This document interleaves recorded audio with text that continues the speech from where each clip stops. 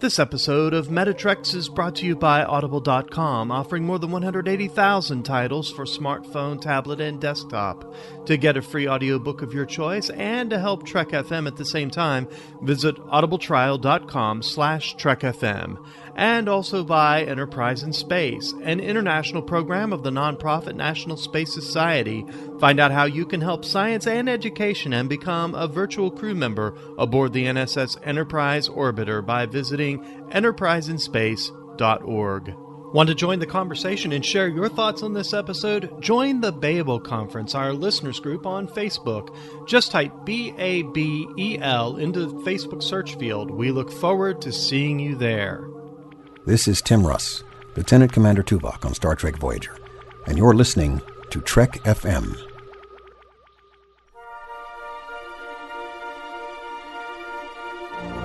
There's no greater challenge than the study of philosophy. My philosophy is that there is room for all philosophies on this station.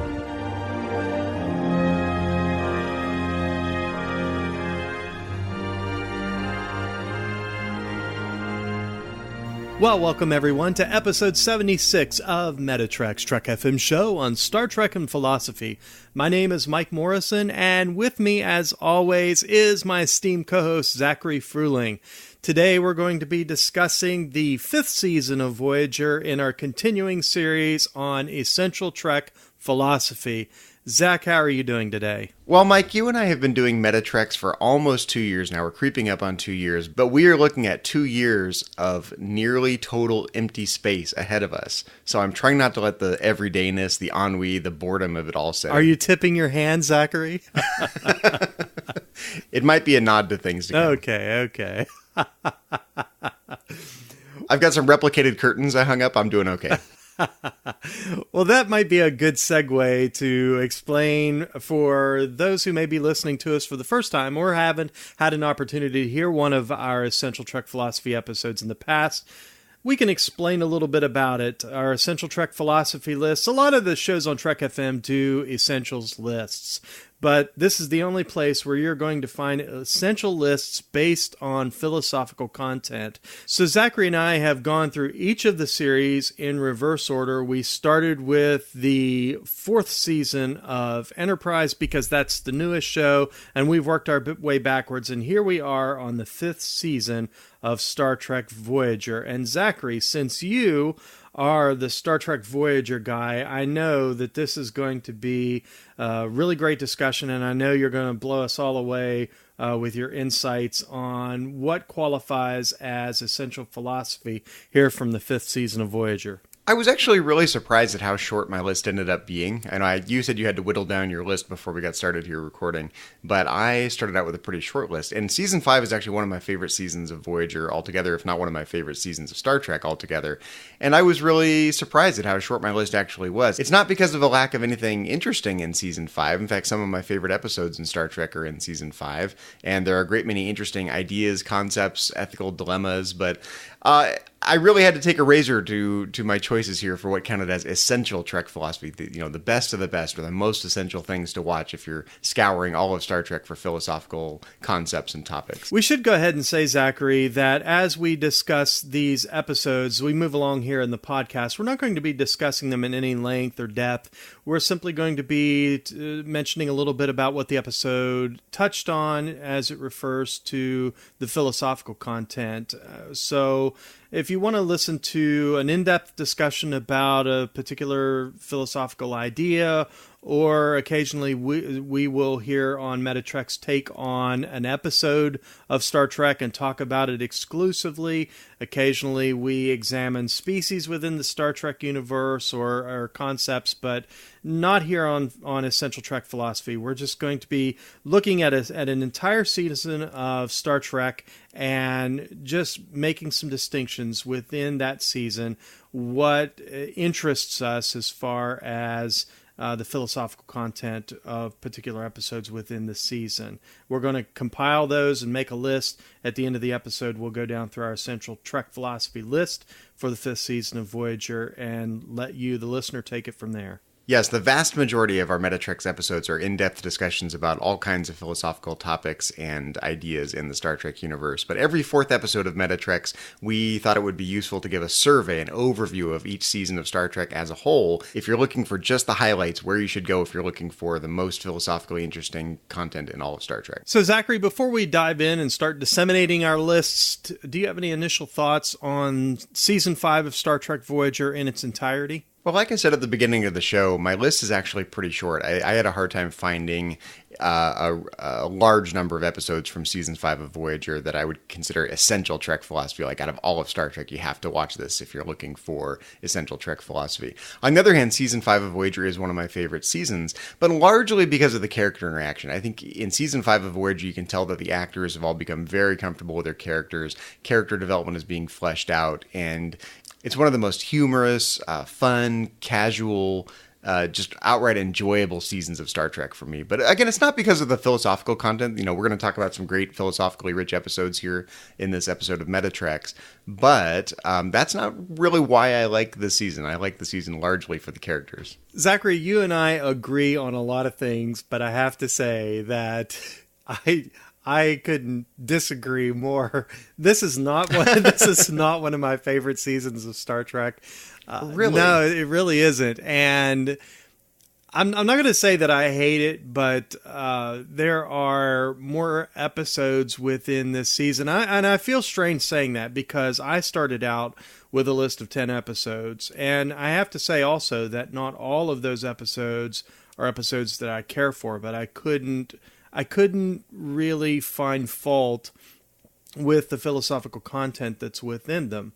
But there are a lot of episodes in this season that I truly dislike. There are a few episodes in this season that are favorites of mine.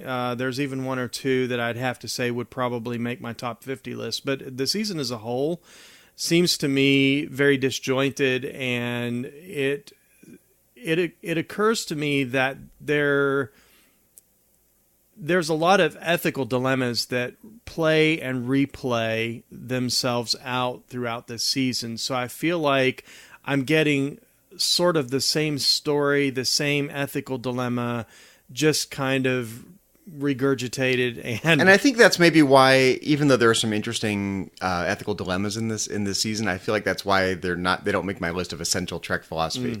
In many cases, the interesting philosophical episodes in this season are kind of rehashes of stuff we've seen fleshed out better in other seasons or other episodes. Yeah, absolutely. So, again, not one of my favorite seasons of Star Trek, but you're just wrong. There's definitely some good stuff in here. And again, I had a list of 10 episodes. I whittled that down to 7, literally right before we hit the record button on this podcast. I whittled 2 more off, so I've got 3 essential Trek philosophy picks and 2 honorable mentions. And before we dive in, I should say that I haven't shared my list with you. You haven't shared your list with me. We may have episodes that we agree on, and they've made both of our lists. We may have 2 completely different lists. We have no idea. So this is as surprising to us as it is to our listeners. Hopefully, at the end of the podcast, we will come up with some kind of cohesive list of outstanding episodes based on interesting philosophical concepts that our listeners can take. And if they're really wanting to do kind of an ethical deep dive or a philosophical deep dive into Star Trek Voyager, they'll have a list for Season 5 to help guide them along the way. That way they don't get caught in the dark outer reaches of the Delta Quadrant trying to find interesting stuff to see in Star Trek. So, Zachary, shall we dive in? Okay, well, I already tipped my hand about my first pick. My first pick is actually the season opener, Night. And this is one of my favorite episodes in all of Voyager. It's just so interesting to see the Voyager crew with nothing to do. And so much of our day-to-day lives are busyness, the everydayness. You know, you get up, you go to work, you're busy, you've got stuff you got to do, and you get home, you're worrying about what to do the next day, and that's day-to-day life for most of us. And in the episode Night, we get to see the boredom of having nothing to do, really the potential meaninglessness of life when you strip away all of the busyness and strip away all the things you have to do. We get to see Harry Kim, working on a clarinet piece. We get to see Tom Paris playing Captain Proton in the holodeck. We get to see Captain Janeway stewing in her quarters, feeling guilty about the decision she made that stranded Voyager. And I think most of us kind of run away from the potential meaninglessness and the potential boredom of life. We keep ourselves busy and we keep ourselves distracted. And when you strip away all of that, you start to question, like, what does it all mean? What are we doing here? What's our purpose? How can I find meaning in this potentially meaningless existence? And it's just fun to see the Voyager crew kind of distract themselves from that. And I really like Neelix's reaction, like, oh my God, I can't look out the window at this pure blackness anymore. I need my bergamot tea and my replicated curtains. And I think for me, I actually experience this. Like, if I don't keep myself really busy, I tend to kind of get like Neelix. I get a little panicky. I get a little nervous. Like, something's not quite right. Something's wrong. And the weight of that starts to dwell on me. And like Captain Janeway, I can experience, letting my mind kind of dwell on previous bad decisions I've made or bad things I've done, or, the guilt of life, just kind of the weight of all the previous things in the past can kind of pile up on you if you really, don't have anything else to do. So I can kind of relate to all the characters inside this episode. And I think, we kind of don't take enough time to dwell on those moments. We keep ourselves so busy in this modern world. I mean, even our off work hours are filled with, podcasting and, social media, and we're always busy. And, having nothing to do, like going camping, like getting out in the woods, like literally just separating yourself from all the busyness can force you to really be reflective about what it all means. And I like that we can see Captain Janeway really forced to think about the hard decisions she's had to make and the consequences that came from that, when there's nothing else to distract her from it. She has nothing but her own thoughts and the blackness out the windows of her quarters to keep herself occupied. And it's fun to see, Chakotay kind of drag her out of it, because when I've experienced times like this, I've needed a friend to kind of grab me and say, we're going to do something fun and you're going to love it. And that often takes, another person to kind of drag you out of those kinds of moments. I wouldn't even call it a depression. That's not quite the right term. I think it's, when your mind is stripped of all the busyness, you start to dwell and reflect, and that can kind of lead you down a path that's not a joyful path. And I think we get to see all of the characters inside Voyager, one by one, kind of going down a path that's, it's busy. They're trying to keep themselves amused. Harry Kim is having some fun with his concerto, and Tom Paris is distracting himself on the holodeck, but they're not really doing anything I would call radically meaningful compared to the overall mission of Voyager. This episode did not end up on my list at all, and honestly, I really appreciate your observations about it. But my personal favorite part of this episode is the introduction of a series of episodes in which Captain Proton is kind of involved there. Just to be clear, I didn't put it on my list because of Captain Proton, but I think you will not find a better example of the French concept of ennui or everydayness or boredom in all of Star Trek. Yeah. That's better than this episode. Yeah. But I have to say that I'm a fan of the Captain Proton, and I think there's a lot of allegory. I think there's a lot of... Well, this is also Voyager poking fun at itself. Like, look at how the 20th century perceived the future. Mm-hmm. I mean, you can say that about all of Star Trek, right? Look how ridiculous it is that in the 20th century they came up with this crazy thing called Star Trek, and look how they thought the future would be. And of course, here in the real world, Star Trek did predict a great many things that we have as part of our reality now, especially with mobile communications and whatnot, and information access. But generally, I think we can safely say that the future will be different than what we see in the Star Trek universe in some way. And in 200 years or 300 years, they might look back at what we think of as the future now and kind of laugh at ourselves, like that's what we thought the future would be in the 20th century, now 21st century. Yeah. So we have Night, we have 30 Days, we have Bride of Chaotica, we have Shattered. Those are the episodes in which Captain Proton and this holodeck program boredom make some kind of entrance into the episode. And there's also a reference to a movie that they're going to watch on the crew's movie night, Bride of Chaotica. So, and the fun of that is, and those of you out there who grew up on science fiction television, for me it was in the 70s watching reruns of Flash Gordon and all of those great old black and white, kind of The Day the Earth Stood Still, and all of these great old science fiction films. This is really Brandon Braga's tip of his cap to all of those great old science fiction programs from the 40s, 50s, 60s, 70s, and I love that about it. But as far as the episode itself, I really appreciate the stillness of the dilemma that they're in. They're kind of in this expanse. They're bored. They're forced to be alone with their. Maybe for me it hits too close to home. I don't know, because I don't like to have too much time, Zachary, to sit and contemplate, because I do sometimes end up second guessing my decisions. But that second guess your whole life if you let yourself. Yeah, that's absolutely, not good. Absolutely. And honestly, that is a recurring theme, I think, in this season, is this kind of idea of second guessing your choices and your decisions. And in fact, it pops up on one of my picks as being a real part of, honestly, what I like about the episode. Again, I'm back to this idea that I feel like some of these ethical dilemmas are and some of these themes are regurgitated over and over and over again throughout the season, and just repackaged and presented to us in a new way. And I just feel like, for me at least, that there are episodes that do it a little bit better than others. I like this episode, but it didn't make my list. I thought what you had to say, that was very interesting. Well, I think it's part of the phenomenology of life, right? We do experience this mode from time to time, and it's something that philosophers tend to ignore. Psychologists probably pay more attention to it. Sociologists might pay more attention to it. But philosophers, I think, tend to ignore the fact that this is one mode of our existence, that sometimes we experience boredom. Like on a Friday night, I might sit around, like if I'm here at the house by myself, I might be like, okay, it's 5 p.m. on a Friday. I'm done with my work. What am I going to do? I don't know. Maybe I'll order a pizza. Maybe I'll watch an episode of Star Trek. Maybe I'll put a movie on. Maybe I'll go for a walk. It's like, maybe I'll go play Captain Proton on the holodeck.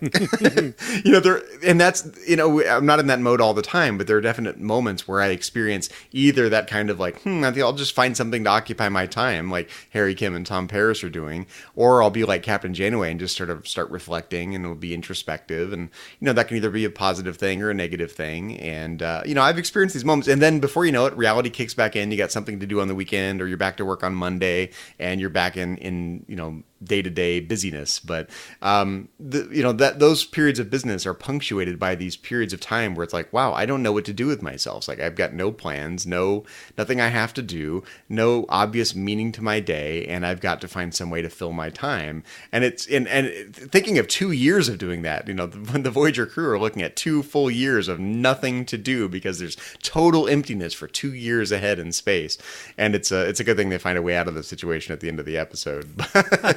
But can you imagine 2 years of living in that day-to-day ennui or boredom or everydayness? Yeah, I can't imagine. But, the interesting thing to me about the episode is that the monotony of their boredom gets broken up.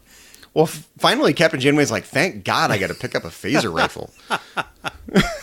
I need to shoot something, get over this. But again, to me, that's almost hitting a little too close to home, because sometimes the monotony of our boredom gets broken up by a problem. And it's funny how one dilemma can suddenly not matter anymore because of a bigger dilemma. And that's... Well, I think for problem-solving minded people, philosophers or creative people or people who work in technology, anyone who's actively working at solving problems day in, day out, I think that kind of perspective results in what I would call the problemization of the world around us. We start to see problems to solve everywhere, because that's better than not having a problem to solve.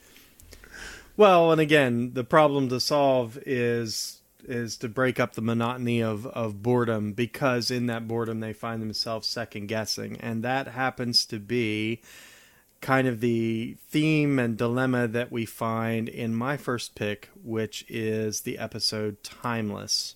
Oh man, that is one of my favorite episodes of Voyager altogether, and I could not bring myself to put it on my list. So I'm curious what you found in Timeless that makes it worthy of being considered essential Trek philosophy. Well, I'll give you one, Zachary. They were there to change history. Taking a quote right from the episode. For me, it's a very similar dilemma that we find in the episode Night. Yeah, the dilemma here isn't the boredom of life and second guessing, and at least in Captain Janeway's mind, in Night, she's second guessing every command decision she's probably ever made. Starting with, her decision to, destroy the array. Here, it's a miscalculation. It's a screw up, honestly, that Harry Kim makes. One of the few mistakes I think we ever see Harry Kim make in Voyager, but this was a doozy, and that mistake cost the lives of everyone on Voyager, save himself and Chakotay. And so Chakotay and Kim, along with the Doctor, find themselves the galaxy's most wanted. They are wanted by the Federation. They steal the Delta Flyer, and they have committed treason. They've conspired to violate the Temporal Prime Directive, and they are going to change history.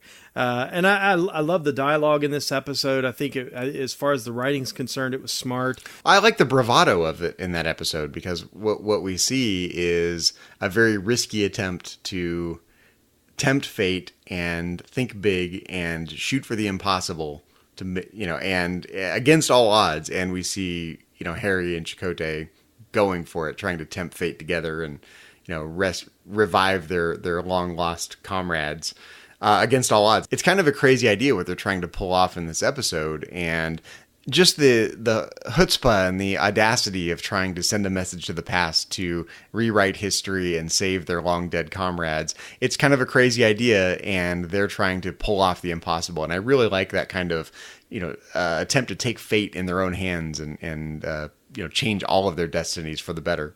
Yeah, absolutely. It's the bravado of this. And quite frankly, it speaks to something that I find really, really interesting. And that is this idea, Zachary, that if you had an opportunity to change a decision that you've made, to somehow affect your present in some way, to go back in time, and I write about this as a fiction writer. This is really something that my novel that I just wrote, Hannah Goodhart and The Guardian of Time, is kind of about that. And the follow up to it, The Secret of Erebos, my protagonist in that book, she's faced with that kind of dilemma. If I have an opportunity to change history, what would I do? And that's what is going on with Harry Kim. He's messed up, and he has carried the guilt and the weight of his error for his entire life, and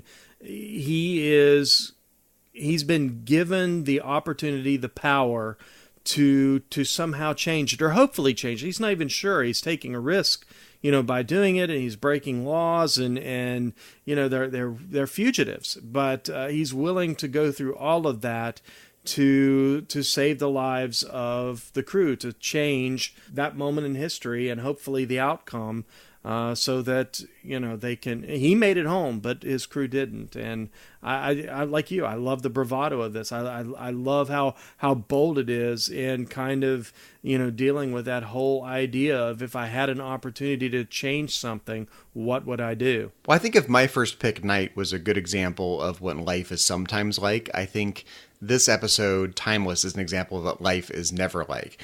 Who amongst us has not made a bad decision that has resulted in someone else getting hurt in some way? And good people fundamentally feel guilty about that. And we can see Harry Kim has this weight of guilt, 15 years of guilt resting on his shoulders, right? His friends and comrades were killed because he made a mistake in a calculation and screwed up, and he's experiencing the guilt of that for 15 years. And here in the real world, when we make bad decisions and hurt people, we kind of have to live with it.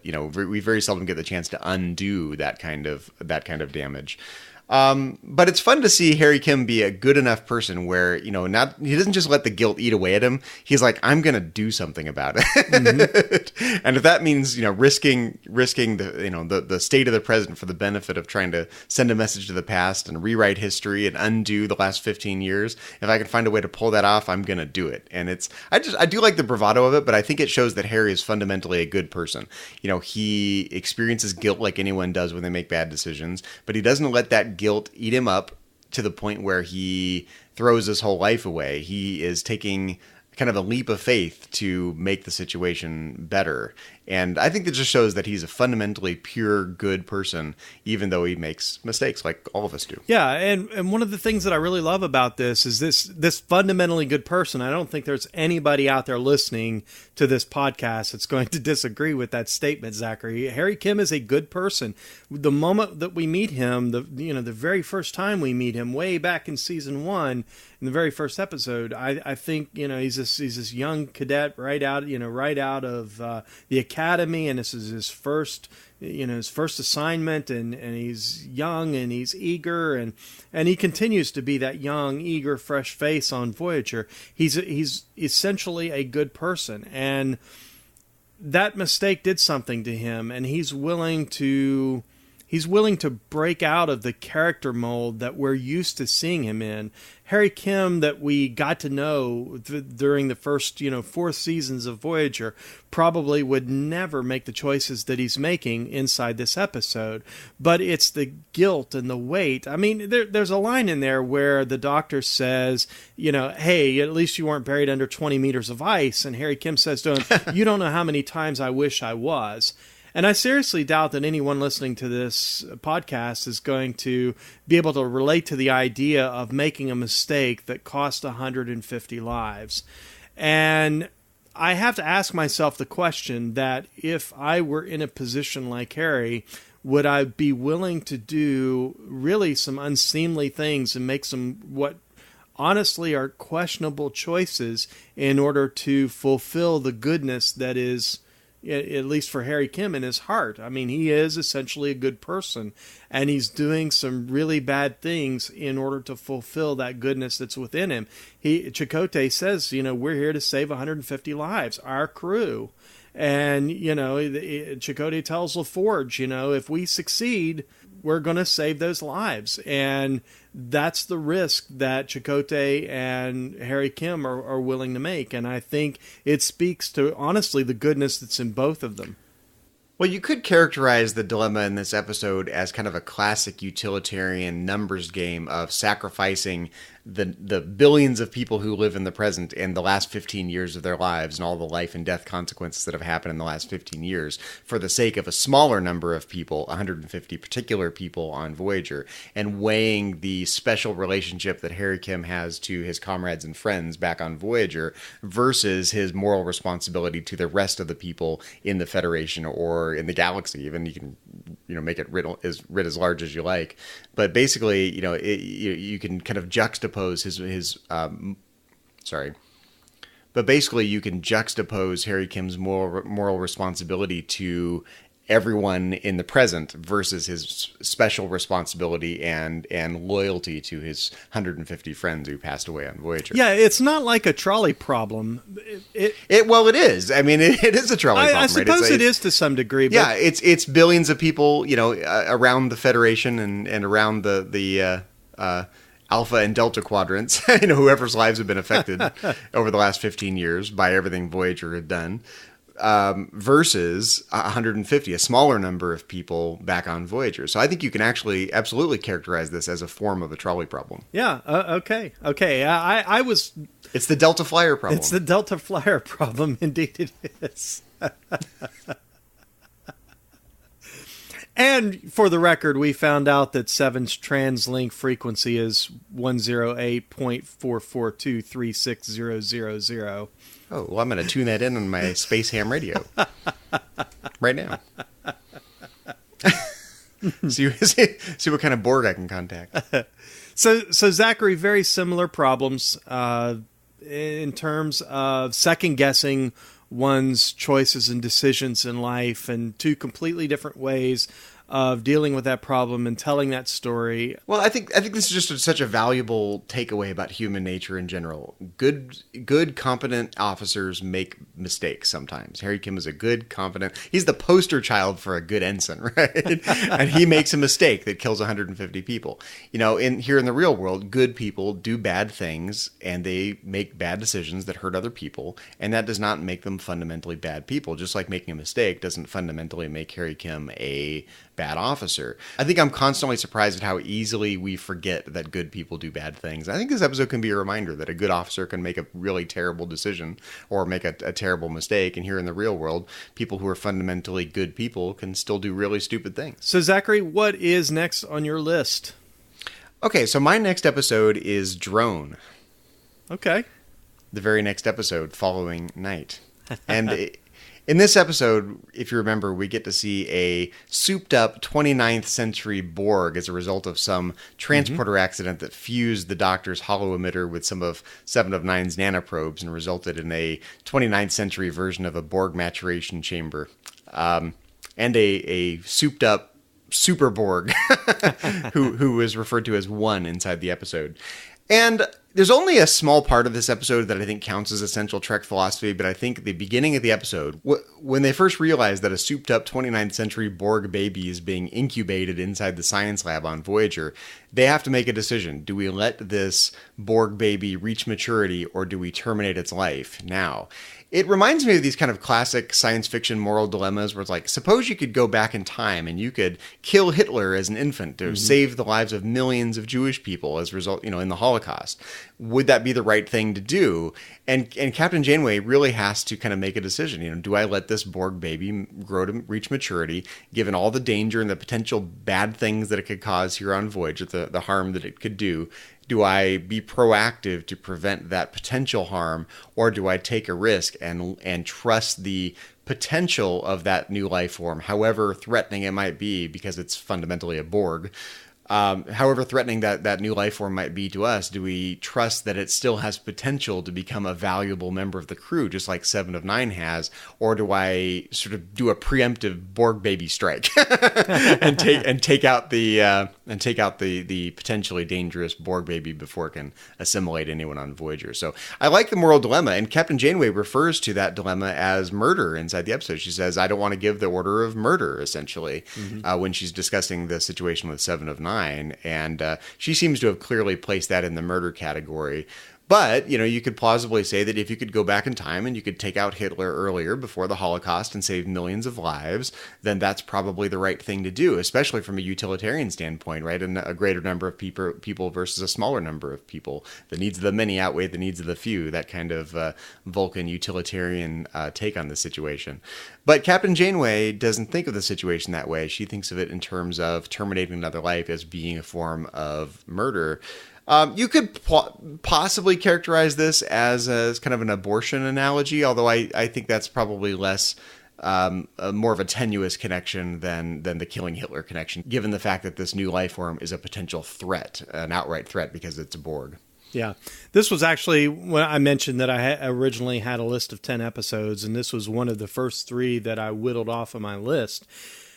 Because, like you, it's just this small thread at the beginning of the episode, this ethical dilemma that they have, this question of whether or not they should allow this Borg infant to maturate and become, a full-grown adult Borg. On another note, as far as the episode's concerned, I have to say that this is one of my favorite episodes from this season. Really? It's one of my least favorite. That's so interesting. I really love Paul Bomer's portrayal of this Borg One in this episode. He's such a versatile character actor. We actually see him in a lot of episodes of Voyager. He plays a Nazi. He's such a versatile guy. He was in Carbon Creek on Enterprise. He's popped up around the Star Trek universe a number of times. And I just think he's such a versatile actor, and he did such a great job portraying this Borg. And at the end of the episode, I'm going to spoil it, at the end of the episode, when he sacrifices himself, it was such an emotional ending to this episode, and not for any deep reason or philosophical reason. I just like this episode. I think that Jerry Ryan gave a great performance in this episode. It's one of those ones that if I really want an episode of Star Trek that appeals to me on an emotional level, this is one of them. And I just have a great appreciation for it, but not for any deep philosophical reason. Well, the Borg 1's character arc is moving in the same way that Data's character arc is moving, right? The way Data sacrifices himself at the end of Nemesis. It's almost like it took all of Data's character arc and compressed it down into this episode. Yeah. Well, of course, this was before Nemesis, but... So, it's not like they ripped this off from The Next Generation, but I think, the extent to which this character arc in this episode of 1 is moving, it's moving for the same reason that Data's character arc is moving. We get to see an innocent new life form that doesn't have a firm sense of identity, grows to become a useful part of the crew, ends up making a self-sacrificing decision at the end of the arc, and that's fundamentally a moving story, no matter what situation it comes up in. But it's so brief, and frankly, as much as I do like the acting in this episode, I find the performance of 1 a little stilted. It's very robotic. His movements are jerky and Borg-like, and and it is a fun episode, but it's not an episode I come back to again and again and again. My favorite part of the episode, while we're just shooting the breeze about the episode, is when 1 calls B'Elanna volatile. Yes. By repeating the definition of volatile to her. She just gives this eye roll that is just so classic B'Elanna. Yes. Absolutely. 100 times yes. So, Zachary, next on my list is the episode 30 Days. I knew you were going to pick that one. We've talked a lot about 30 Days. How is it that you knew I'd pick it? I have to ask. I just know you. I've known you for a couple of years now. We do this every week. I know you. Because I did peel a couple off of my list because we've talked a lot about them on Metatreks. I whittled a few episodes from season 5 off my list. We've discussed them in depth in other episodes of Metatreks, so I took them off. But I left 30 Days on here because, again, there is this regurgitation. I keep using that word because it's the same ethical dilemma over and over and over again. And some episodes do it justice and others are dull. But 30 Days, very interesting for me. And that is the fact that Tom Paris has to make a choice. And the choice is he going to do the wrong thing for the right reason? He's breaking orders, and if he were any other Starfleet officer, he'd be putting his career at risk, but he's not. It seems like he's risking... Someone still has to fly the ship. Yeah, somebody still has to fly the ship. But Tom has worked hard over the last 4 years to redeem his reputation. And I think he realizes in this episode, and it's the beautiful thing about this episode, as he's writing this letter to his father, Tom tells this story of the events that led up to him spending 30 days in Voyager's brig. And at the end of the episode, we find out that, he violated the Prime Directive. He violated his orders, and it cost him. What are we willing to sacrifice in order to do the right thing sometimes in life? And that's this ethical dilemma that Tom has. And as he's sitting there spending 30 days in the brig, having this opportunity to rethink his actions and to reconsider his actions, I love it that as he's writing this letter to his dad, he comes to the conclusion that, you know what, I know I soiled my reputation, and it cost me a pip on my collar and 30 days in the brig and a little bit of self-respect and a little bit of respect, but it was completely worth it, and I did the right thing. I think what's amazing about that whole situation, though, is even though all those things are true, he has done something technically bad. He's being punished by Captain Janeway. He's being incarcerated for 30 days. He has succeeded in turning his overall life around. He has developed good relationships with the people on Voyager. He is a good officer, even despite the fact that he made the wrong decision, quote unquote. And at the end of the day, even though he's demoted, he goes back to work on Voyager, and he's still friends with everyone on board. And he has essentially succeeded in obtaining a more meaningful life, even though he's, again, again, made quote unquote a bad decision or a wrong decision or a disapproved of decision in this episode. So it shows genuine character growth compared to the Tom Paris we see at the beginning of Voyager. Yeah, absolutely. Absolutely. And again, I'm a dialogue guy, and I love the dialogue in this. I love the little scene that Paris has with Neelix inside this episode when Neelix brings his dinner to him, and it's a little bit of an awkward moment. Bread and water? Yeah, bread. He asked Neelix, did you have a chance to ask, I think he referred to Captain Janeway as the warden, about getting some holodeck privileges, and Neelix is real uncomfortable, and he kind of does a little bit of a Janeway impersonation. She said, and I quote, "Tell Mr. Paris this is punishment and not shore leave." And Tom says, well, it was worth a try. It's interesting because I wonder if the fact that Voyager is stranded in the Delta Quadrant off by themselves, does that reduce the seriousness of what's going on here? Like, if they were back in the Federation, he was back in the penal colony, that's a serious thing, right? Mm-hmm. But here it's like, okay, I get to be in the brig on Voyager for 30 days. Oh, please, we're still stuck in the Delta Quadrant. How serious can I take this, right? So does the banter drive home the fact that this is just not as serious as it probably should be if they were back in the Alpha Quadrant? The banter doesn't spoil it for me because it's the monotony of going back, and at the end of the episode they come and he looks terrible, and you can tell just by his looks, by his demeanor, that that it's been difficult. In fact, he says, do the words cruel and unusual mean anything to her? I mean, he's not having a good time. And in the midst of all of this, he's having to do the difficult thing and sit down. And even though he's not sure that his father will ever have the opportunity to read the letter, he feels the need to kind of unburden himself and write an honest letter to his father about how he's changed since he last seen his father. Yeah, Dad, I'm in trouble again. But here's why I'm in trouble, and it's for all the right reasons. And I love this episode. It's endearing in a lot of ways, and I think that ethical dilemma of doing the wrong thing for all the right reasons and having to rethink and rehash and reconsider. Again, some of the episodes inside this season do it better than others, and I think this was just on point in every way. Well, I think anyone who is self-aware and a critical thinker has to be willing to say, I know I'm supposed to follow the rules, but this rule is stupid. Yeah. I disagree with it. I think it's a bad rule. I think it's wrong. And so I'm going to do the right thing.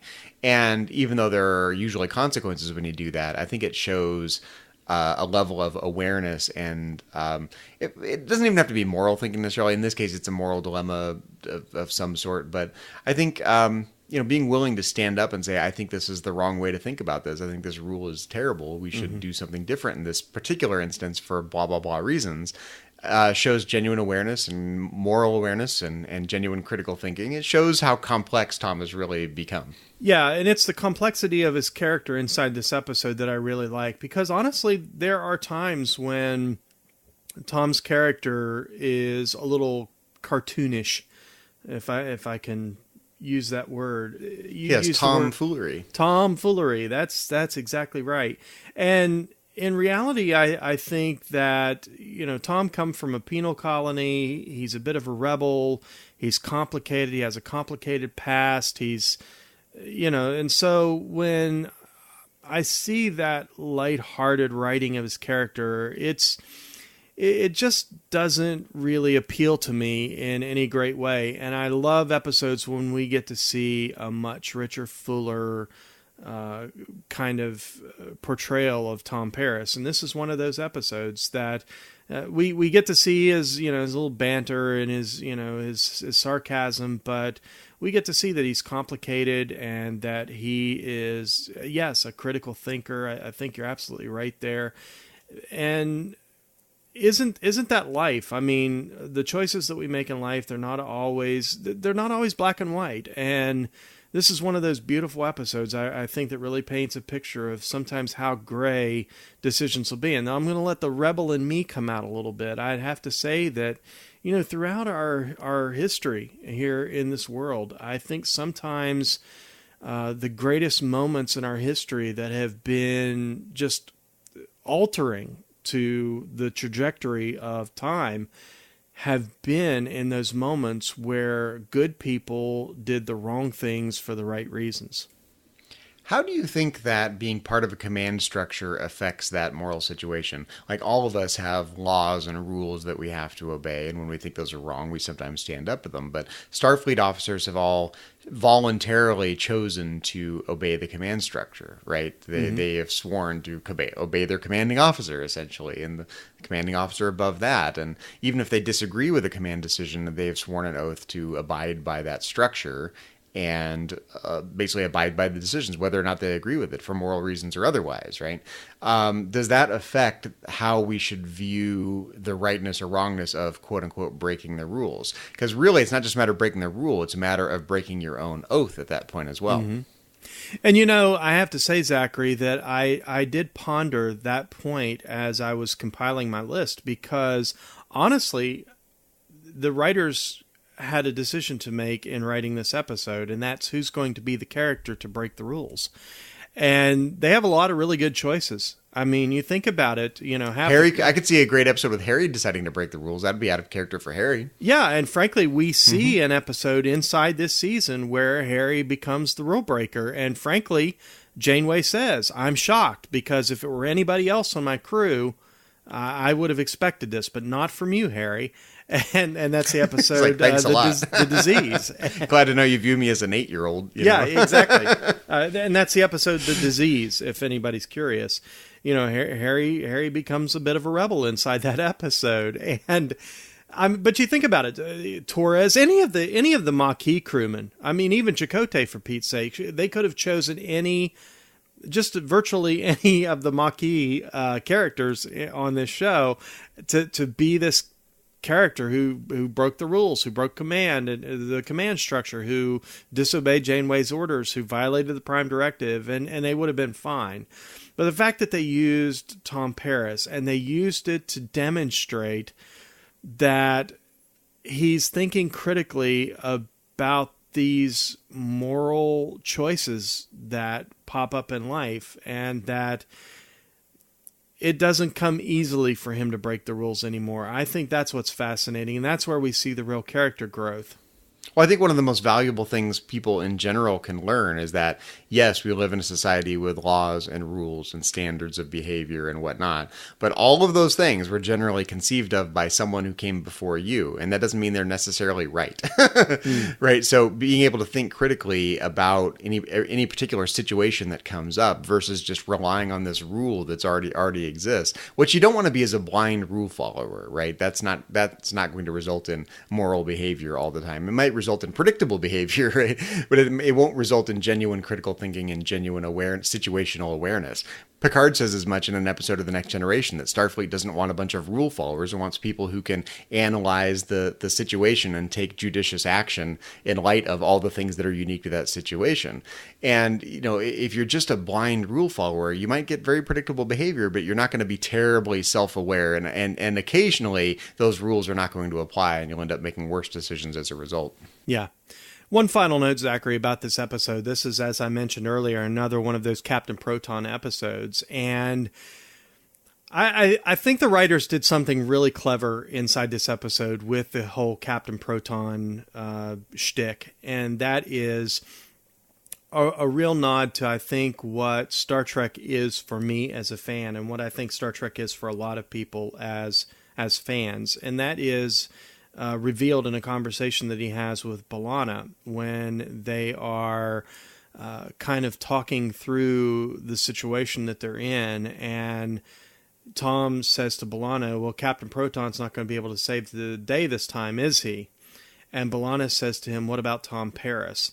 And I love how Tom is able to draw from his interest in Captain Proton and the fun that he has in participating in this holodeck program and this character, and how that character informs his own decision making and inspires him in some way. And as a fan, I am oftentimes inspired by what I see in Star Trek, and it challenges my own thinking.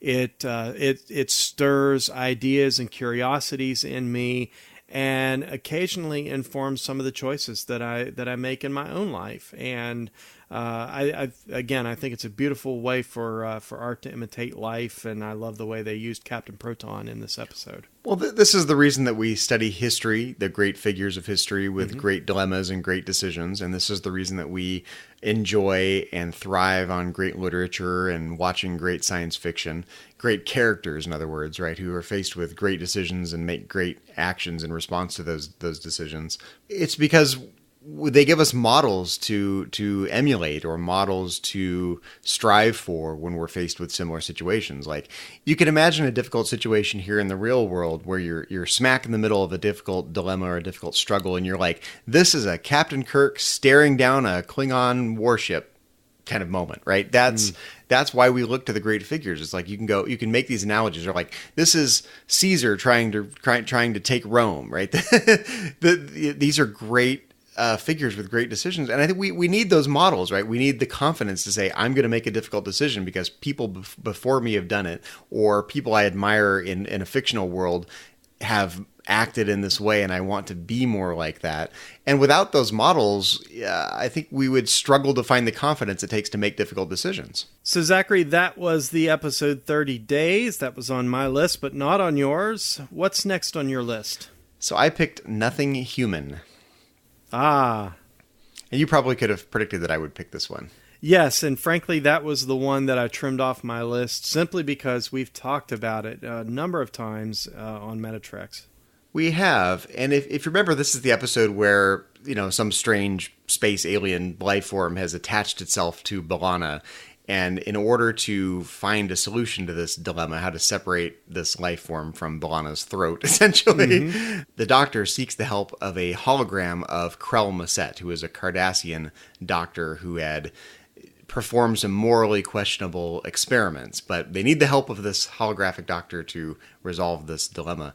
And I think this episode is fascinating. I really do. I think you won't find almost a better episode about medical ethics in Star Trek. I agree. Because it raises the whole notion of tainted knowledge. The idea that the way in which knowledge is produced, the way research is conducted, the types of experiments you do, the moral situation surrounding that research affects whether or not that knowledge is quote-unquote safe to use or appropriate to use or right to use.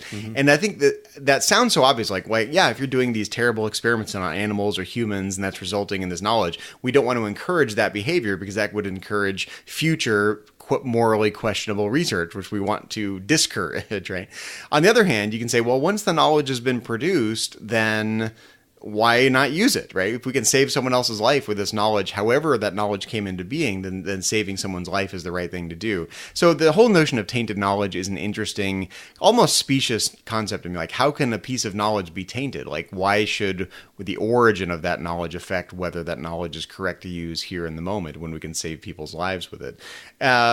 On the other hand, I think, we definitely want to discourage immoral research, right? We don't want people doing morally questionable experiments on people or animals or whatnot. And, how do you balance keeping your research morally on the up and up versus producing genuine knowledge that's genuinely helpful? Because you often don't produce that kind of scientific medical knowledge without causing harm to some sort of being. You harm animals or you harm people, and in doing that, you learn something in the process, and we can cause a greater good. In fact, again, all these dilemmas you can kind of characterize in a utilitarian way. Like, if you can help a greater number of people by harming a small number of people in this research or a small number of animals in this research, isn't that the right thing to do from a utilitarian standpoint? On the other hand, we don't want to encourage that kind of research and that kind of behavior from scientists and researchers. So, again, it's a dilemma for a reason, right? These are actual, issues in medical ethics and medical research and scientific research here in the real world. And there's no easy resolution because the cold, hard reality is that to do experiments that produce in genuine knowledge in certain fields of medicine, you end up unfortunately having to cause harm to some living beings in the process. And that's an unfortunate reality of how knowledge is sometimes produced. And so in general, I just think you won't find a better medical ethics and medical research ethics episode in all of Star Trek than this episode. So I definitely consider this episode to be essential Trek philosophy if you're even remotely interested in medical ethics. So here's my confession. I couldn't agree more. This is essential Trek philosophy. In fact, it was really difficult for me to take it off of my list because I think within the 5th season of Star Trek Voyager, I think this is the most philosophically rich episode in the season. Completely my opinion. But I knew that you would have it on your list. I knew there was no way in the world that was not going to be on your list. And as I mentioned before, we talk about this episode in a great deal of depth in, I believe it is episode 51 of Metatreks, entitled Dr. Mora's Jellimold, in which we talk about scientific and medical ethics. So you'll find a pretty in-depth conversation about Krell-Moset and Nothing Human inside that episode of Metatreks. I think you're right. Of the episodes on my list, this is the most essential episode of essential Trek philosophy in season 5. Yeah, I couldn't agree more. In fact, I would definitely move it to number 1. I think it should be first on our list, honestly. Nothing Human. I think it's interesting, Mike, because almost all of these moral dilemmas you get in Star Trek, you can characterize as basically a different flavor of the same dilemma. Mm-hmm. Is it okay to harm a small number of people to benefit a larger number of people? And you can run the utilitarian perspective, you can run the perspective of Kantian deontological ethics about rights and respecting other people's autonomy, and you can take the virtue ethics perspective or the perspective of friendship. We talked about Harry's special relationship to the crew on Voyager, and that somehow justifies sacrificing the great number of people in the present to save people in the past. And you can basically take that perspective on any one of these dilemmas that we've talked about in any episode of Star Trek with a moral dilemma. So for me, there's a danger as we continue to do these episodes of Essential Trek Philosophy of rehashing the same approach to these dilemmas every time, because they are all different varieties of the same flavor of ethical dilemmas, in broad brushstrokes. That's why I think as we progress through these episodes where we cover Essential Trek Philosophy, I find myself a little more attracted to some of these tangential topics, like the concept of ennui or boredom or everydayness, existential angst in night. I just find that such an interesting diversion from these, frankly, kind of run-of-the-mill ethical dilemmas that are the same, that are essentially repeats of the same, structure of ethical dilemma from episode to episode to episode inside these moral dilemma episodes of Star Trek. So in order to avoid boredom with that, with those kinds of dilemmas, I focused on the boredom in night instead this time. Which brings me to my next pick. That's right, like whatever. I will offer up my next pick, the episode Think Tank. And I have another confession to make. My confession is I find that episode boring. I do as well. I don't like this episode. And I told you in the Turbo Lift before we began that I had at least one pick on my list that I didn't like. I don't like this episode. I absolutely loathe Jason Alexander in this episode. As much as I like him as an actor, I can't stand his character in this episode. Something about it doesn't... Yeah, and maybe that's to his credit. Like, he was trying to portray a swarmy little character, and he did.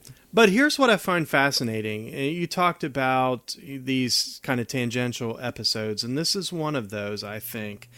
The fascinating thing for me within Think Tank is this idea, besides the fact that there's a lot of really kind of interesting conversations that kind of circulate around this idea of problem solving and logic, which I find really interesting. And again, I agree with you totally wholeheartedly. It is a boring episode. The characterization of Kuros by Jason Alexander, he comes off as creepy and weird, but there's some really interesting concepts. Purely, it's the concepts within this episode that I just had to put it on my list. And that is this idea of problem solving and logic. But the twist in this episode is that this think tank that we see portrayed here, they create the problems that they're trying to solve. oftentimes. Isn't that the way real think tanks work in the real world, right? They invent a problem only to, justify getting paid to try to solve it. And I find that incredibly fascinating. I do find that incredibly fascinating. And for Kuros, the payment that he wants from Janeway in order to solve her problem with these bounty hunters is 7 of 9. And again, that is an interesting little philosophical thread there, that we are talking about using people as payment. I thought that was really interesting. Of all the things that he could ask for, I was just totally shocked. We talked about the episode of Enterprise in which, this mechanized repair center actually takes Ensign Mayweather as payment, if you will, to make repairs on Enterprise. And this is kind of similar, although not as underhanded. Kuros has just outright asked for her. He wants her to stay, and that would be his payment for offering a solution to the problem with the Hazari, these bounty hunters that are after Voyager. Well, treating another person as a form of payment reveals immediately the type of character that you're dealing with, right? It casts his character as a type of bad character, right? So it's done to great effect. It's part of the reason we hate the character so much, probably. I am really fascinated by this idea of a think tank creating and solving problems, because I think this happens a lot in the business world. I think, some person with influence will say, here is a new problem I have identified for all of us to solve, and it's very important that we address this problem. So continue to fund us, or continue to pay us, or continue to justify our team's existence, or whatever, all for the sake of solving this problem that has been kind of drummed up or invented or maybe created ad hoc. And I think this happens a lot. There's so much busy work around solving problems, and they may or may not be genuine problems. They may or may not be artificially created or artificially drummed up. It's hard to know whether you're getting at a real genuine problem or a problem that has been motivated by these less pure factors. Zachary, it's fascinating to me. I served as an advisor to a think tank. I'm not at liberty to discuss the problem that they were trying to solve. I can say that it was a legitimate conundrum that exists in our own world today here in the United States. I provided them information about a particular industry that they were trying to solve problems in that was related to my own background. And who did they want to keep for payment? They did not ask for my immortal soul, that's for sure. But, I have to say that this idea of think tanks, it's interesting to me because they do exist. In fact, I think that they are much more involved in the decision-making that goes on, certainly in the corporate world, and I believe within our own government, than probably what we realize.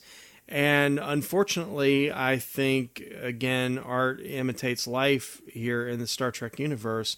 I'm not saying that all of these think tanks are underhanded in the way they do things. Oh no, but people really are motivated to solve problems. Yeah, but I do think that there are think tanks out there that create problems to solve problems so they can get paid. And certainly it's like we Sisyphus see pushing his rock up a hill. Yeah, over exactly. and over again. Yeah, exactly.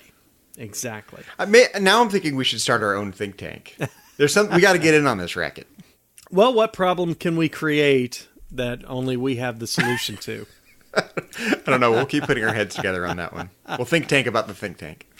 But again, I hate this episode. There's a boringness to it. Jason Alexander's portrayal inside this episode of Kuros is weird and creepy. But I just for me, I could not deny the interesting kind of philosophical bent that this episode has and what's going on within the episode, and its interesting exploration of problem solving and logic. And I do find the connection to the business world interesting because I think there is a type of middle manager in the business world that needs to justify their positions, because if you're a middle manager, you're not doing the actual hands-on work day in, day out that generates the revenue that the company makes. You have to manage something, right? Mm-hmm. And there's a danger of being viewed as non-essential if you're not doing the hands-on work. So in order to justify having that middle manager position, you have to have something to manage. And one of the best ways to have something to manage is to identify a problem and think and convince everyone else you have the solution to it. So I do think there's a lot of artificial problem creation / solving that happens at the middle management level in the business world. And I have to say, just strictly from a storytelling standpoint, I love how Janeway is able to turn the tables on Kuros and the think tank, and she kind of outthinks the think tank. I do appreciate that towards the end of the episode. It's actually, as far as the story itself, it's one of the more interesting things in the story. But again, for me, it's this whole idea of problem solving and logic and the think tank, and this idea of using inappropriate objects, in this case a person, as payment. And again, I think that there are business dealings that go on in our own world in which the payment is probably something that most people would the exchange of favors in our government. I'm just going to come right out and say it. I think a lot of things happen in our government through the exchange of favors, and some of those favors I think are just detestable things that get traded in order to move the wheels of government. And I think this episode for me just really drums some of those things up and really causes me to really raises some questions in my own mind about the nature of how the wheels of our own world turn. Well, look at how much of the 20th century was shaped by the think tank approach. The think tank approach is get the bright minds together, put them in a room, isolate them, and let them work at a problem, right? I mean, this is like the Einsteins and the Oppenheimers, right? You put the smart people if you need to invent an atomic bomb, you put the smart people who know something about it together in a room and let them chip away at the problem until they get the job done. That shaped our entire 20th century, that approach of taking the brightest minds in whatever field, science or medicine or whatever, and isolate them. And this has been done in a very active way. Like, you're isolated, you're under top secret orders, you don't get to communicate with the outside world about what you're doing. You're isolated. It's slightly different than the modern sense of a think tank, I think, in this political sense where we're solving political problems. But take the best and the brightest, isolate them, and let them solve a problem. Now, the brute force reality is that is a very effective way to solve a problem. Right? It got the atomic bomb invented, and it hasn't resulted in a great many things that we experienced in the 20th century that we think of as crucial events of our world's history now. And I still think it's a great way to work, right? If you want to get something accomplished, take the 2 or 3 or 4 people who are the best and most qualified to think about the issues involved, put them together, isolate them, don't be a distraction to them, and let them do their thing, and they will solve the problem eventually in all likelihood. Yeah. So it is an incredibly effective way if you're solving to solve a practical problem.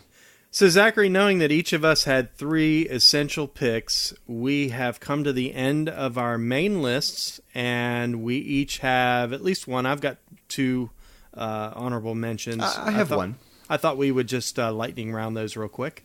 Okay, so my one honorable mention is Equinox Part 1. And again, largely because it's a different variety on the same moral dilemma. Is it okay to harm other beings for the benefit of yourself? And in this case, we get to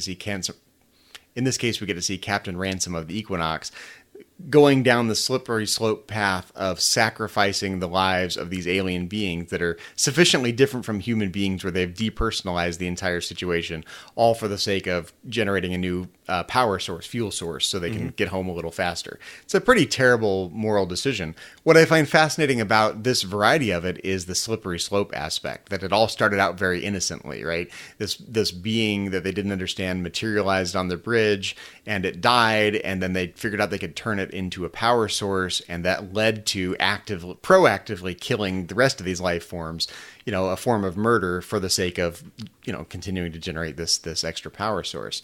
But it didn't start out that way. And like a great many moral tragedies, it all started out so innocently, but led to very terrible things. And I think that's just a sad fact of reality, that things that seem like innocent first steps can turn into terrible things when they are extended to their quote unquote logical conclusion. So I like that aspect of this, and I think that provides a unique flavor of this type of moral dilemma. And it's the same basic moral dilemma. Is it okay to harm some other beings for the sake of benefit of some different beings? Sure. It's very similar to any of the ethical dilemmas we've talked about in this episode of Metatreks and many other episodes of Metatreks. But my own experience bears this out. Yours probably does too. That some first steps that seem very innocent and seem like the right thing to do can very quickly turn into a slippery slope to a dangerous path. Yeah. Well, Zachary, I have 2 honorable mentions. My first honorable mention is the episode Latent Image. This, of course, is the episode in which the Doctor starts to experience memories after he becomes suspicious that his program has been altered in some way. And we find out within the episode that it has indeed been altered. And that person who ordered the alteration to his program was none other than Captain Janeway. It happened after he experienced a breakdown of sorts because of a difficult decision that he made to save the life of Harry Kim as opposed to another crewman. And dealing with that and struggling with that and coming to terms with that, he suffers breakdown. So they wipe his programming and they erase the memory of this in order to repair him. And inside the episode, they wrestle with the nature of the Doctor himself. Is he a tool? Is he a program? Or is he, in fact, a person? And I really love how that is debated and played out within the episode. I think they do that brilliantly. It's very similar to other episodes that we see that concern Data, and for that matter, other debates that they've had about the Doctor. But here we get to see something really interesting done in that debate, and that's what to do when things go wrong. And I love the end of the episode, how Janeway is sitting with him in a room, just being there for him. And, reading La Vita Nuova from Dante, if memory serves. Yes, reading Dante, absolutely. You know, Mike, one of my favorite parts of that episode is the speech that the Doctor gives about everything being a consequence of the primordial atom as a result of the Big Bang. I'm going to read the quote because it's so amazingly well written. He says, "The primordial atom burst, sending out its radiation, setting everything in motion. One particle collides with another, gases expand, planets contract, and before you know it, we've got starships and holodecks and chicken soup. In fact, you can't help but have starships and holodecks and chicken soup because it was all determined 20 billion years ago." What better statement of determinism is there? I mean, and the nature of making choices and the philosophical dilemma about whether there's genuine free will, whether all our choices are fated based on he draws it all the way back to the Big Bang. But what an amazing speech about the nature of choice and determinism.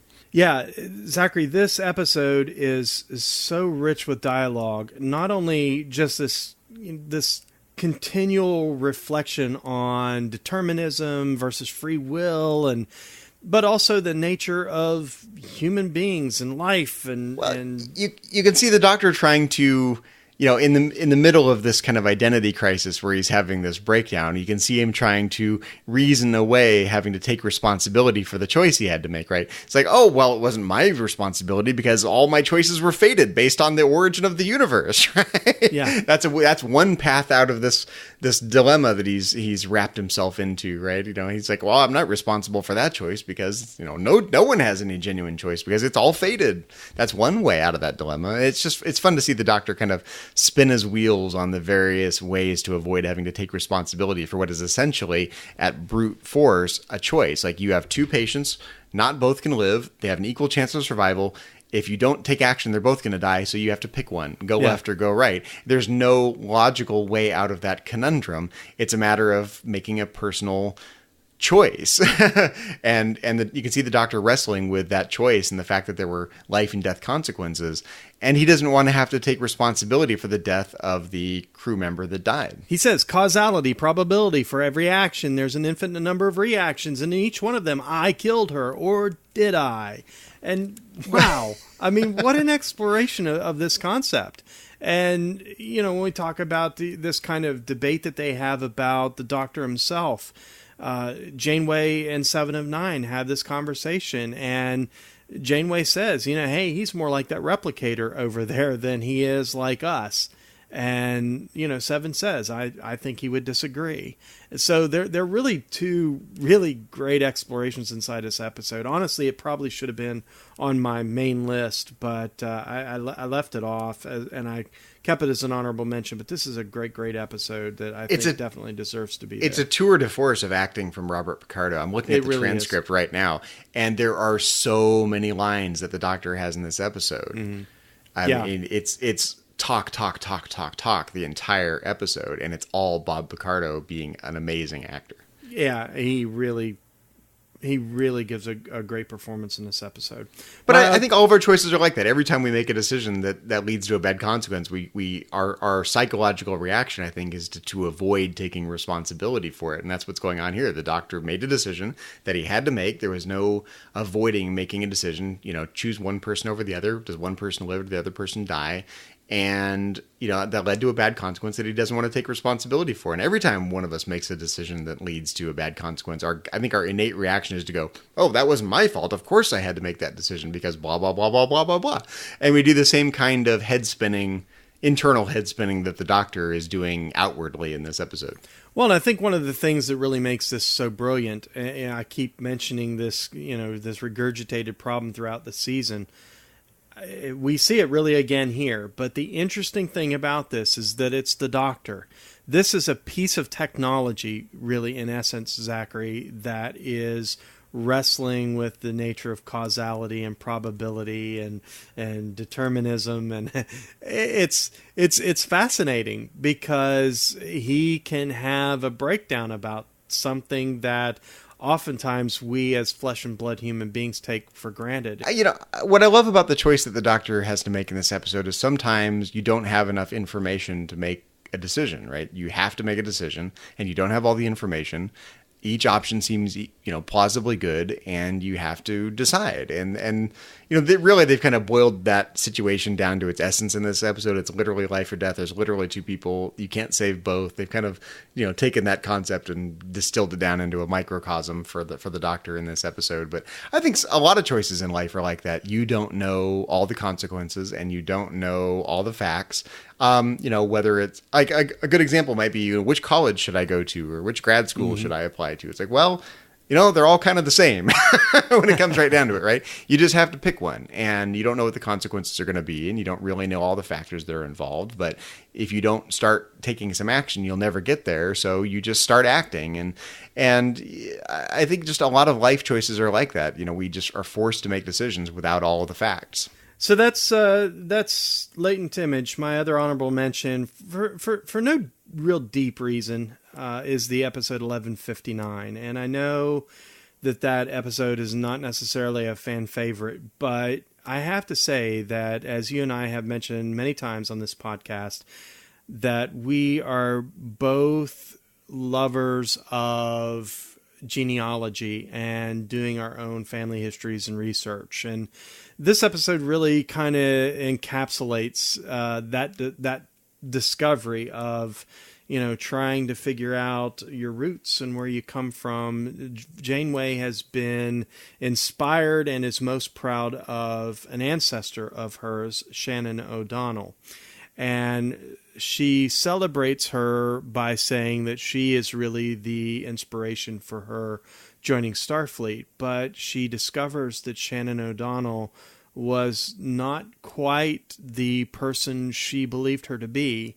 And she finds herself a little disappointed in the episode. And she is contemplating that. And in so doing, I think it's implied that maybe to some degree she is once again kind of drudging up her own life choices and decisions and perhaps once again mulling over whether or not she should have destroyed that array but that stranded her crew in the Delta Quadrant. But it gets me thinking every time I watch it about my own discovery of my past. I was always told that my family had a rich Irish heritage, and in studying my genealogy, I found that wasn't necessarily the truth. In fact, I'm more Scottish than Irish. And, does that make me a different person than what I believe myself to be? I could sit here and really ponder, my own personal nature based on my history. But Janeway, at the end of the episode, is surrounded by her crew, and they point out to her, rightly so, that, regardless of whether Shannon O'Donnell was everything that Janeway believed her to be, she still inspired her to be the woman she is, and that in and of itself is quite an accomplishment. I love that, the nostalgia of this episode, and that idea of self-discovery, and what does it mean? And I think that's just, isn't that the discovery that we're all on? Where did we come from? What does that mean for us now? How does that affect who we become and where we're going? And I just find it fascinating. So for that reason alone, not for any really deep philosophical reason, but just the nostalgia of the episode and this idea of personal discovery by looking at history, I had to include it as an honorable mention. So there are two things I really like about 1159. One is the thing you've already mentioned, the genealogy connection. I find it fulfilling to spend time kind of learning about the people that came before me. And I hope they would find it interesting that, that one of my ancestors, 100, 200, 300 plus years ago, that one of their descendants would find them interesting enough that they would still be relevant and interesting, and someone would take the time to think about them hundreds of years after the fact. I think that is a testament to the lives of the people that came before us, because it's easy to forget that these were real people, right? I mean, we didn't used to be here, and the world used to be theirs, and they were living and breathing just like we are, and we forget that sometimes. It's interesting to put ourselves back in their mindset and realize that the world was theirs, and all of the dilemmas that they faced and challenges they overcame, those were as meaningful to them as our dilemmas and our situations are to us here today. And I hope that in 100 years or 200 years or 300 years, someone still finds me interesting. Maybe they'll be listening to Metatrix, like, wow, in 200 years, someone might be listening to this podcast. What a cool idea that is. So that's one thing, the genealogical connection, and that's meaningful to you and meaningful for me. And we've talked about that before on Metatrix. But I think another thing that's interesting, it's related, but it's the juxtaposition of the past and the future in this episode. Because we all know people like this, people who are so stuck in the past that they can't see the future, right? And we know people that are so obsessed with the future, so forward-looking that they forget the best of what came before them. They forget their history, their heritage. And we get to see an interesting juxtaposition of the two. Like, there's the world that we see depicted in this episode is on the cusp of change, right? The Millennium Gate is the new is the way of the future in this episode. It's paving the path to the first Martian missions and whatnot, right? So it's clear that the world we're seeing in this episode is a world of transition, and they're headed into the future, what will become what we see in the Star Trek universe as the future. But they haven't got there yet, and it takes brave people who are willing to plow forward and build the future to make that happen. But that can be threatening for people who are resistant to change. And Henry Janeway in this episode is resistant to change. He is I want to say he's backward-minded. That's not the right way to characterize it. He's nostalgic about the past. He sees the value of the things that came before him, so much so that any novelty is a threat or something to resist or push back against. And he is, literally stopping the future from coming into being in this episode, right? He's the one who's holding up the show and preventing the Millennium Gate from being built. And I think it's really sad sometimes when people view the future as a threat or change as a threat. It's important, I think, just generally to find a middle ground between recognizing the best of what came before us, but also recognizing the failures and the limitations of what came before us, and being forward-looking about what the future could be and what we want it to be and what it could be someday if we work really hard at it, but not doing so with such gusto that we forget all the lessons of the past. And there's just an Aristotelian middle ground you have to find there between respecting and remembering the things that came before you, learning the values and lessons of what came before you, not forgetting about those, embracing them, maybe even making them part of your identity, like Henry Janeway does in this episode, like you and I do with our genealogy, but not being so stuck in that mindset that we don't see future possibilities and the great things that could be in the world if we all collectively work hard at it. And so I just like this juxtaposition of the past and the future. And I think we both know people who are living in one side of that dilemma versus the other. And it's much more coherent to find a good, healthy middle ground about, making the past part of your identity, but not being bound or constrained by that past, and constantly looking forward into making improvements in the future. And frankly, just building the world that we want to see. Like, I feel like we have a lot of power and free will to make the world in our own image to some degree. So, why not look to the future and see what are the possibilities? What could we make it? But if you do that to the detriment of learning the lessons from the past, then you are, I'd say, just as bad as being stuck in the past. Sure. Well said. Well said. Well, Zachary, I really don't have anything more to say about the 5th season of Voyager other than what I've already said. We'll recap our list of Season 5 essentials from Star Trek Voyager in a moment. But I will say that there are some really great episodes in this season that weren't on the list, but I think we've got a really interesting, and what I find really interesting is that by my count, you and I have nothing on our lists that are... Well, usually we at least have a little bit of overlap. Yeah, there's usually one or two episodes, and occasionally we've had more, but you and I had two completely different lists this time, and I find that in and of itself fascinating. Even our honorable mentions didn't overlap this time. So. Yes, I find which means that in and of itself it must be that our philosophical intuitions are not as similar as we've led people to believe. Any other final thoughts before I recap the picks that we have? No, just that this is a great season of Voyager. It's not, I would say, again, not the most philosophically rich. I had a fairly short list of episodes, honestly. But it is one of my favorite seasons of Voyager. I go back to it again and again. I love most of the episodes in this season. I think in terms of key takeaways for me, the two episodes that really matter the most to me that were on my short list are Night, because I think this mode of dwelling in our everydayness is something we tend to distract ourselves from, and I think we lose something about the human experience when we distract ourselves from the everydayness and ennui and boredom of life too much. It's important to find that time for reflection. So I think in our busy modern world, there's an important lesson to be learned from the episode Night.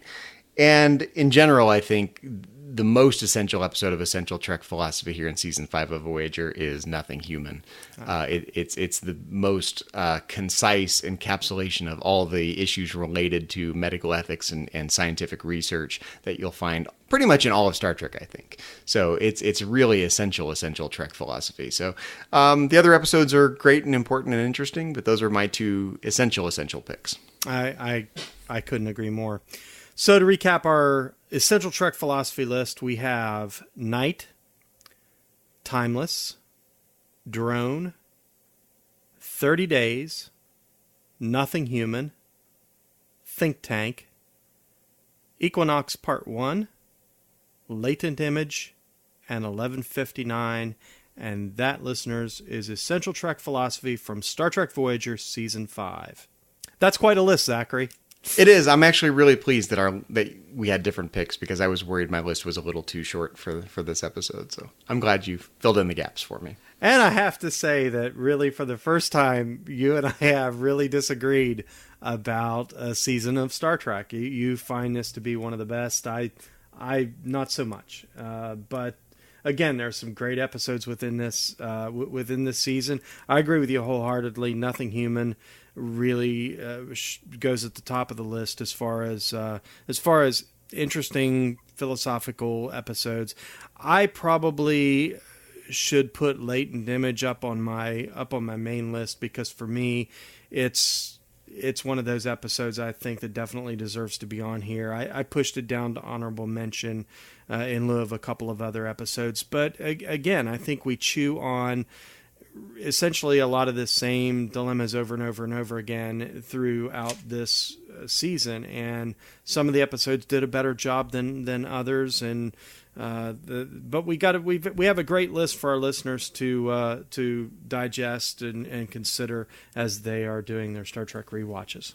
As a final thought, you know what I love about Latent Image? I love the fact that the Doctor manages to outwardly express all of the internal narrative we have when we're faced with a dilemma internally. Oftentimes we're wrestling and we have this internal voice in our head that's not quite coherent and maybe sounds a little crazy if you took the transcript of what goes on inside your head and made it external, right? But we get to see the Doctor acting out that entire internal monologue in this episode of Voyager, and it's an amazing tour de force of acting. But it really is crazy because sometimes I think our internal thoughts are like this. When you're faced with a dilemma, you haven't wrestled with it yet. You haven't figured out the answer. You're tossing things out. It's not coherent yet. And if you took a transcript of that, it would sound as crazy as the Doctor sounds, I think. Yeah, I agree. I come back to this episode more times than I care to mention. It's one of my favorite Voyager episodes, as is Nothing Human. And I think it definitely deserves more than honorable mention, but where it ended up on my list. But that episode is so chaotic, and I find that after watching it, I'm craving a little peace and quiet, a little headspace. Like,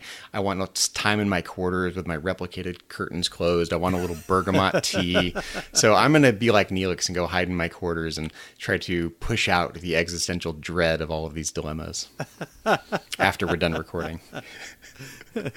But in the meantime, it's been fun talking about essential Trek philosophy from Season 5 of Star Trek Voyager, but this isn't the only thing we've been talking about here on Trek FM, so here's a quick look at some of the other things you may have missed elsewhere around the network. Previously on Trek.fm, Standard Orbit. Star Trek 3 was really good, but man, that bridge was cheap. That set was horrible. Anyway. Maybe they had a deal. Maybe Shatter into this Vic 20 commercial and they gave them some Commodores for the bridge. They're like, oh, we got you covered, man. So. Yeah, because when it said "Good morning, Captain," it looked a lot like the graphics we just witnessed on the Commodore. The 602 Club.